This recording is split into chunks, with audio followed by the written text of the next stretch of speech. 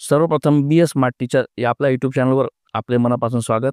ज्या शिक्षकांची बदली प्रक्रिया पूर्ण झाली आहे त्यांच्या नावासमोर त्यांना मिळालेली शाळेचा UDAS क्रमांक दिसत आहे.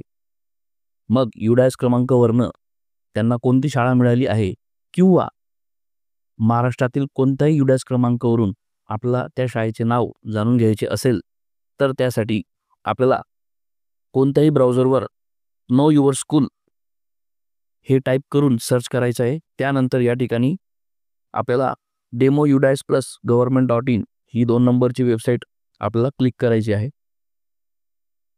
आता या ठिकाणी सर्च बाय UDAS कोड हे सिलेक्ट झालेलं असणार आहे. नसेल तर आपण ते मॅन्युअली सिलेक्ट करायचं.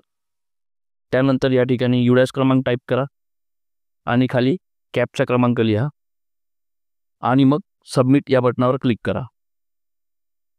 आता हे पेज खालच्या बाजूला स्क्रोल डाऊन करा. त्यानंतर आपल्याला सदर शाळेचे नाव इथं दिसणार आहे.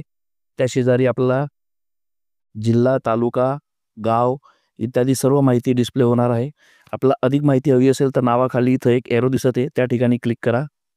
त्यानंतर या शाळेची इत्थंभूत सर्व माहिती, सर्वात लहान वर्ग, सर्वात मोठा वर्ग, त्यानंतर पिनकोड किंवा इतर सर्व माहिती आपल्याला डिस्प्ले होणार आहे. ओके.